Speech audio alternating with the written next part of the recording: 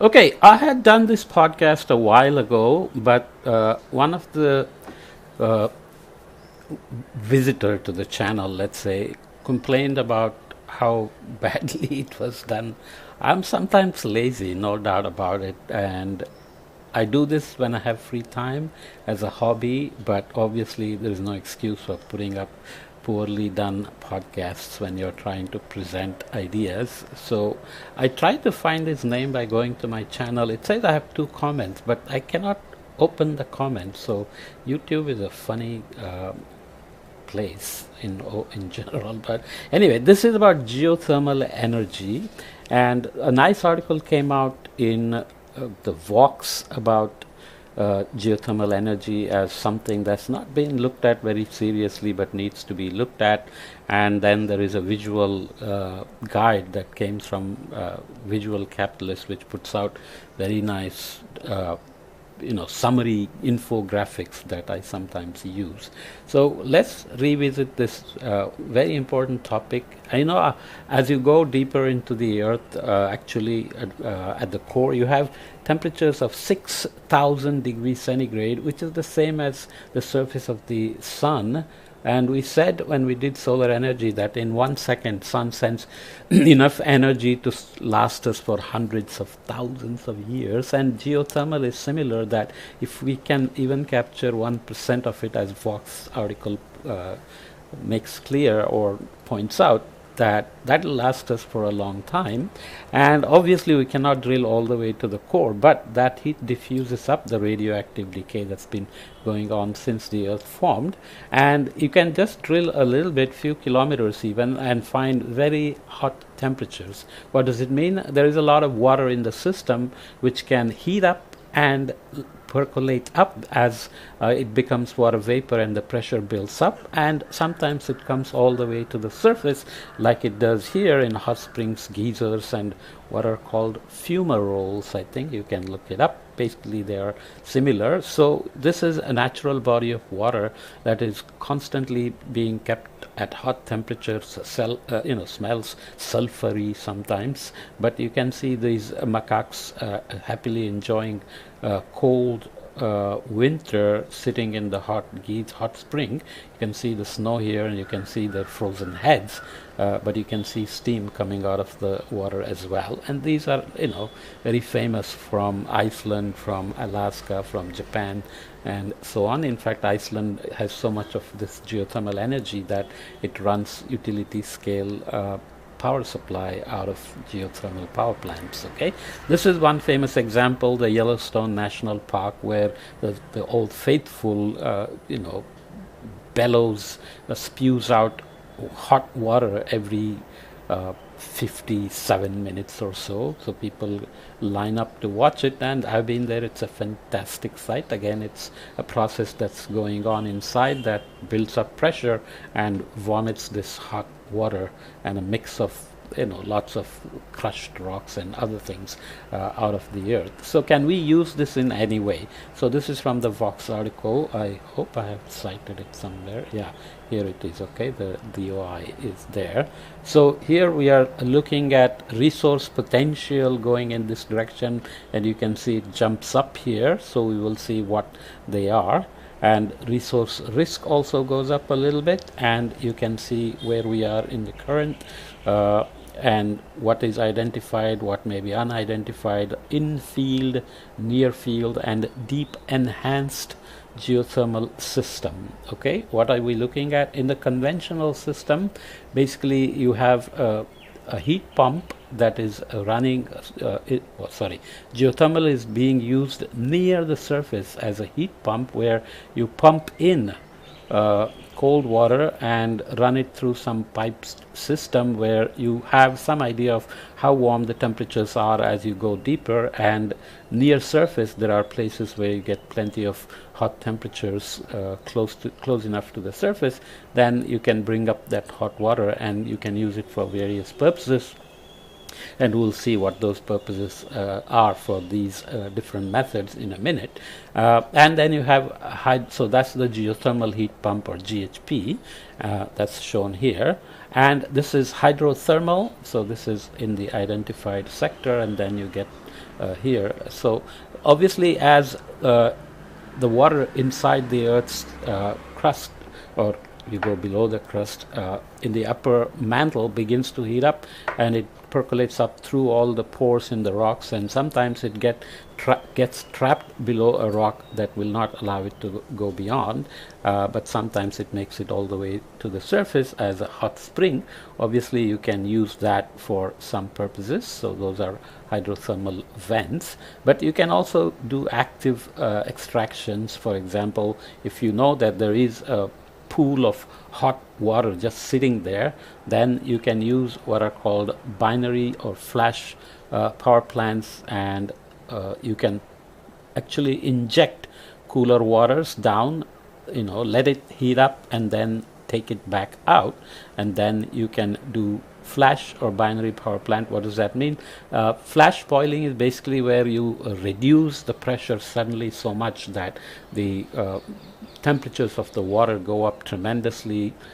It's a kind of boiling, and you increase the pressure, and obviously you can then use it to drive turbines and produce electricity, as you can see here, and that's the flash boiling. But the binary power plant, so in flash boiling you are using the water that's coming up, and you often release all the pollution, aerosols, chemicals, powdered rocks, etc. with it. Whereas binary power plants, what they do is they do use the water that's brought up this way, naturally heated by the geothermal energy, and then they heat another liquid that has a lower boiling point than water, or the water itself, and then you can obviously use that steam or whatever gaseous form of the second fluid to drive turbines to produce electricity. So you are still doing electricity production, but you are just doing it instead of hydroelectric, nuclear, etc. You are doing it with geothermal energy, which is available and it's free, and you can run it in a way that you don't produce greenhouse gases and so on. So life cycle analysis should also work out, and it doesn't have intermittency problem like solar and wind, and it also can provide a base level of power generation all the time, unlike solar and wind, which have lots of fluctuations. Okay, so those are some details. You can also do a pure binary plant where you are doing enhanced geothermal systems. So again, you have cold water being pushed in, so you can bring up hot water in a production well, and you can do binary plant, so you use that hot water for boiling another liquid to produce electricity and put it on the grid. Whereas that's in field, that's where the hot water or the heat is available to pull up to run the binary power plant. But you can also do it near field, where you are not exactly where the hot heat source is, but you are close enough to still run a system to pump water and then let it heat up and bring it back up. So those are the injection wells here and here as well. Okay, so here you have other methods, that's the enhanced geothermal systems. You can also have direct use, of course, so you are going in this direction. One thing to remember is that to produce actually electricity, you need certain levels of water temperatures and pressures to be able to drive turbines or whatever else to produce electricity, mostly turbines. So you don't always have that temperature, so you can just use it as a heat pump, but you can also directly use the energy gotten this way to run whatever. We will see that people run fisheries, farming, food production, or storage, and so on and so forth. Okay, so obviously resource potential is very high for direct use. It's not available everywhere. This is another thing, as we will see in a minute. Resource risk is slightly high here, and this is where the future goes towards deep EGS, where the cost goes up as you go deeper and deeper. If you go a few kilometers, you may always find 150 degrees centigrade, and then you can use an injection well and production well and so on. But you also have incredibly warm rocks which can produce supercritical water, which means it's at such a high temperature and pressure that it doesn't even behave like a normal gas anymore. But to use that, you will need special materials to deal with it. So that's what we have to remember. Okay, so here is the power generation aspect and the direct use aspect. There is a geovision analysis that is provided to estimate all these things. I won't go into the details, but you can read the Vox article for that. So in here you can look at the temperatures. Depending on how deep you go, you can get very high temperatures like 371 degrees centigrade. We'll see this in a minute. So that can get into supercritical range. So you can have flash or dry steam geothermal power plants. Flash boiling is again that. Dry steam is basically you have such high temperature and volume, some combination, that it's basically steam, but the number of water molecules is very small. It's not like a cloud where water vapor is saturated, or a steam bath where you can feel the steam. You cannot see the person ahead of you and so on. So dry steam is exactly what it says. It's steam, but still it's so dry that the humidity is very low. Okay, and then we talked about binary geothermal plants as we go deeper. Sorry, not deeper, cooler temperatures. So let's start here. 10 degrees C, 38 degrees C, you can do geothermal pumps, building, heating and cooling, direct use that we talked about, and you have fabric dyeing and pulp and paper processing and lumber drying over these ranges of temperatures, concrete block drying, fish farming, greenhousing where you grow vegetables, flowers, etc. Food processing in this range, so those are still direct uses. Cement and aggregate drying as well, so that's cement drying in this range, concrete block drying and cement and aggregate drying here. And you can do hydrogen production as you go to higher temperature, because you can actually begin to have enough energy to do electrolysis and produce split water and so on and so forth. Okay, so that gives you a sense. So let's look at the first method, which is the conventional method, which relies on natural processes where you have heat and gas from the magma that's being generated. So that's at 300 degrees centigrade. You have permeable fractures naturally occurring in the system where the pressure builds up and steam begins to percolate up, heat and water. So you can see the thermal feature here and thermal isotherms, sorry, and you can see the depths here, 1 kilometer or 3,300 feet. Yeah, so 3.3 meters, 3.3 feet per meter, and so on. So there is upflow, but then you have a reservoir cap rock which doesn't allow it to come out any further, except where you have a steam discharge of fumaroles happening. So you can see 200 degrees centigrade isotherm here, 100 degree isotherm here. So you can do geological estimates of these with the GV analysis that talked about here, geovision analysis, and you can obviously have a production well where you directly tap into the hot water through the reservoir cap rock and then run your systems as we talked about. Or you can also run a power plant where you are actually having an injection well to get energy out, heat out, and run power production. Okay, you of course have hot springs where you are bathing, monkeys are bathing, or you are people cook in these hot springs. You can see examples of people cooking rice, boiling eggs, and so on and so forth.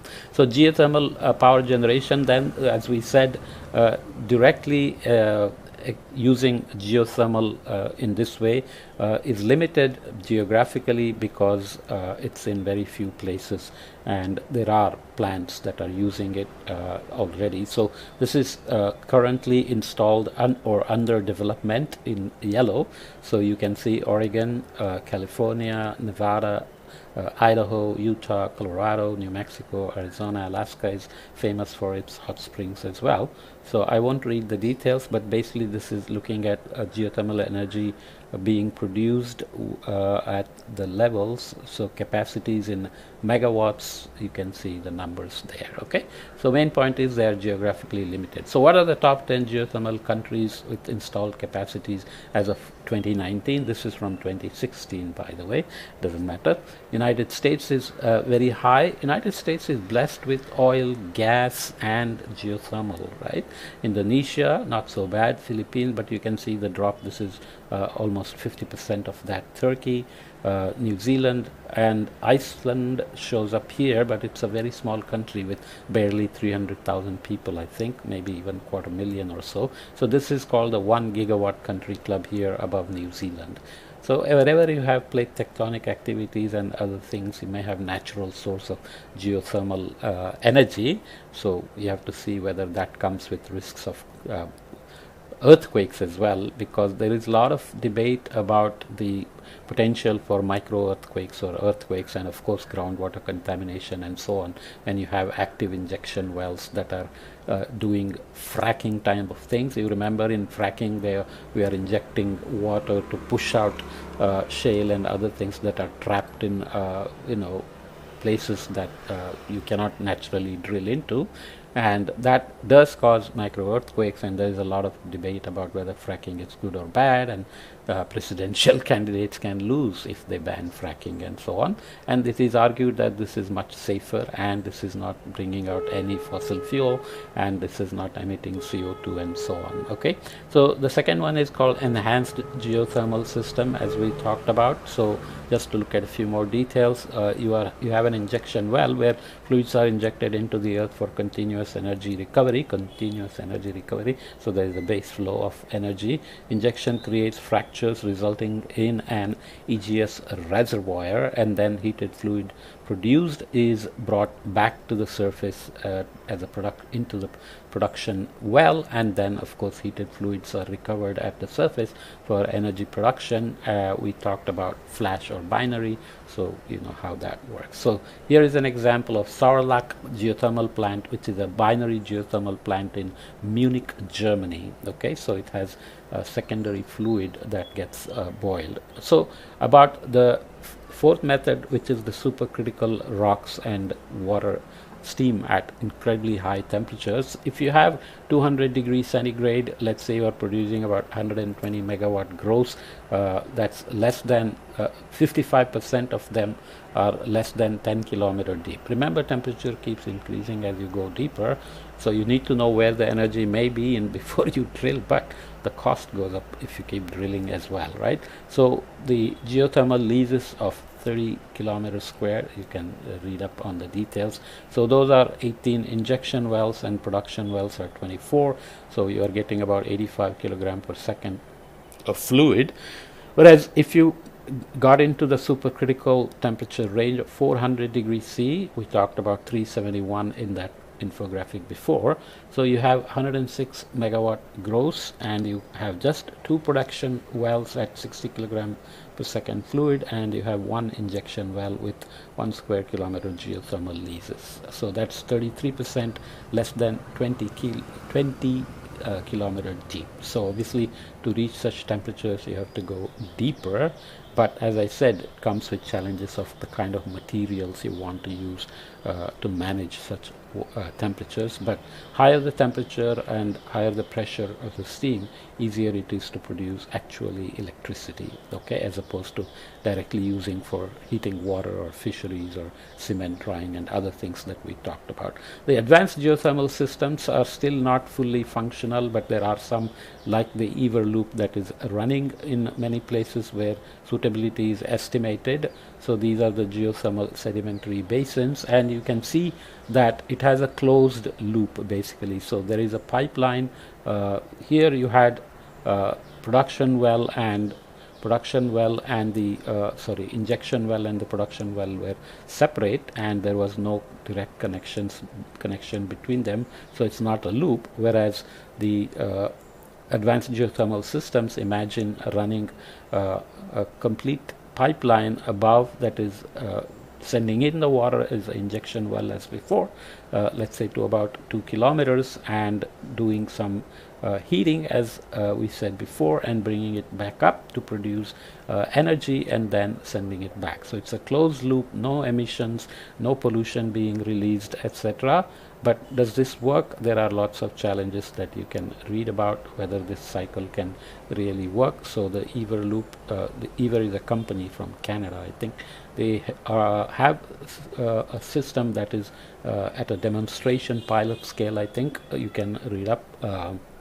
But they are gung-ho about this method, and they think it will be in place fairly soon. So here is just information about what temperature ranges you get at 10 kilometers. So you can see at 10 kilometers you get large areas of 350 degrees C and above, which is very good for producing energy. But there are other lower temperatures available, which depending on cost benefit analysis can still run direct use or energy production. So now we'll move to the visual guide from Visual Capitalist, which is the symbol here. So I hope I have reference to them somewhere. Sorry for using your infographic without a link, guys, but you can Google this under Visual Capitalist, you will get. Okay, so how it works, we already talked about. Reservoirs of hot water can be found deep within the Earth's surface. When accessed via a well, this water rises under its own pressure, so you don't need anything, you just need to put a pipe inside. In hot springs, obviously it has found a way to percolate up by itself. So pressure decreases as hot water reaches the surface, causing it to turn into steam. That's the flashing.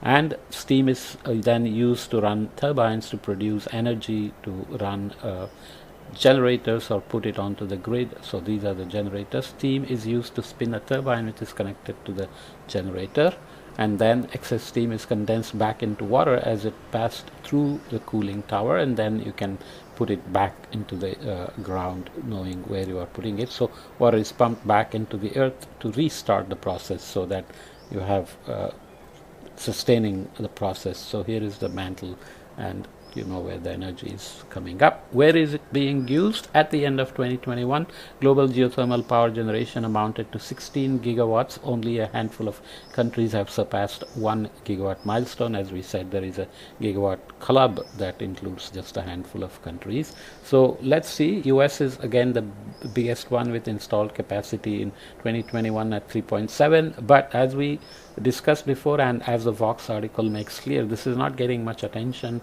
because there are all these other sources that are already well established in terms of infrastructure, and easily, you know, if you drill oil in one place, you can move it anywhere with tankers and ships and so on. But geothermal has to be used locally, even though you produce energy and you can transmit energy, but that's not as efficient as shipping oil and gas, right? So Indonesia, Philippines, so many of these countries lie along the Pacific Ring of Fire, an area where the majority of the Earth's volcanic activity occurs. So you need energy from the core to find its way up, and that happens where you have lots of tectonic activities which typically are associated with volcanic activity as well, right? So Turkey, New Zealand, Mexico, Italy, Kenya, Iceland, Japan, and the rest of the world, as we mentioned already. So this is the ring of fire lines, the edge of the Pacific Ocean. As you know, Japan is always living under the threat of tsunamis, earthquakes and tsunamis, and Fukushima spooked them out. But geothermal is something they are producing, not at a very large scale, but they also have much smaller land as a whole compared to someone like US or Indonesia. Okay, Indonesia is spread over here with some 23,000 islands and so on. So there are other details, comparisons to other types of clean energy. Geothermal energy accounts for just 0.5% of the world's total renewable energy capacity as of now, at 3,000 gigawatts. Installed capacity, total percentage of the total hydro dominates. You have solar and wind, but these are growing very fast, and these are facing problems because shifts in rainfall is going to create problems for many. Three Gorges Dam, which is the most massive structure in the world, still relies on hydro, but you know that you don't know how rainfall will shift. So 5% is other, 0.5% is geothermal. Benefits and disadvantages: this is always available, unlike intermittent sources, solar and wind. Has a smaller footprint, so 88% less space than a solar farm to produce 1 gigawatt of electricity. Higher upfront costs and locations are restricted because there are very few places where geothermal is easily available. Geothermal is a unique and reliable source of clean energy, but adoption will remain limited until more cost-effective methods are developed. Okay, here is the levelized cost of electricity for dollars per megawatt hour. Super hot EGS, which we talked about, super critical, still not fully functional, can be cheap. Onshore winds at $56 per megawatt hour. Enhanced geothermal systems today at 80, but yeah, I think this is the potential to bring it back down to 80. And solar PV available, so this is, let's say, just the range from 80 to 120. Solar PV available weight 85, whatever it is, just compare the numbers. Advanced nuclear at 96, natural combined cycle, so this is 99. Basically we are saying geothermal can be cheap and it is limited in space, so that has to be kept in mind. But also people get freaked out by nuclear. Not everybody wants a nuclear plant in their backyard. Okay, so I have redone it. The person who pointed out the issues or expressed unhappiness, I hope he finds this again and watches it and gives me a thumbs up. Okay, so always good to keep up the quality, which I do, but always good to hear from readers who may be better experts than I am, because I'm covering a lot of topics just to give you information. I'm not an expert on many of these things, but I do homework and report them as well as I can, let's say, but sometimes I end up being lazy. Okay, see you in the next topic.